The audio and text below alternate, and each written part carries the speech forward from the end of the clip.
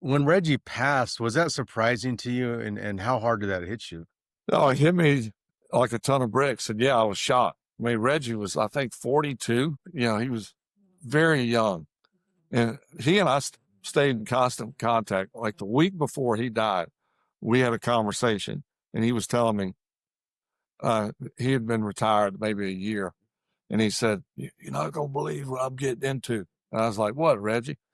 Sometimes we called him Big Dog. I said, "What, Big Dog?" He said, "Oh, I'm getting into NASCAR." And like, if anybody can get into NASCAR, it's Reggie White. Uh, so we had that conversation just a week before he passed. And when he passed, I think everyone was shocked because he was one of those larger than life figures that you thought would live forever. So imposing. And then just like that, he's gone.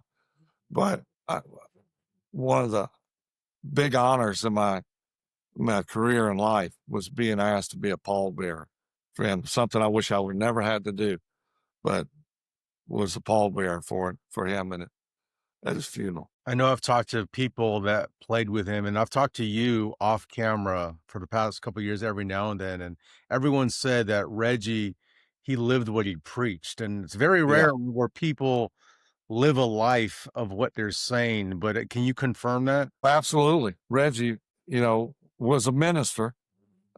Is known as a minister of defense, but he, he didn't walk around just constantly preaching to everyone, but he did practice what he preached. He didn't curse. Uh, he was very soft spoken. He would offer, like if you said, "Big Dog, I'm struggling with the word or with this or with that," he would, "Hey, sit down. Let's talk about it." He was always there mentoring either from a biblical perspective or just I've lived this for example, maybe someone's like struggling with football or with daily life things.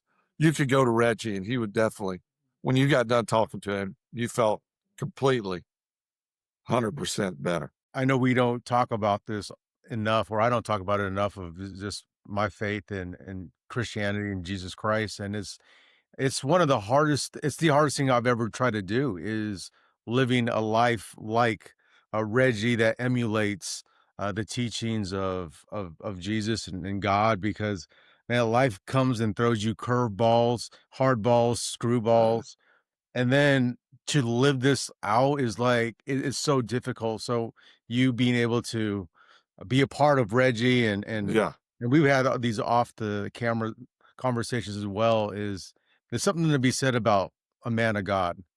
Yeah. Yeah. Cause it's tough. Yeah. I think the misconception, and I know it's the misconception from believers and non-believers are infant believers. And, your non-believers, they don't believe, but we are, because you're a Christian doesn't mean you don't sin. Uh, in fact, you become a target more so than the non-believers. Uh, and it becomes tougher to be that Christian. But you know, Jesus Christ offers redemption and forgiveness. Mm. Uh, he knows that we're going to fail, but he wants us to acknowledge that and try to do better. That's what we as Christians, we take 2 steps forward, 3 steps back, and then we feel guilty and have shame. And that's part of it.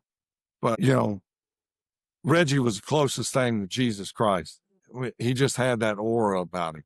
And you could go to him for anything. He was just an unbelievable person.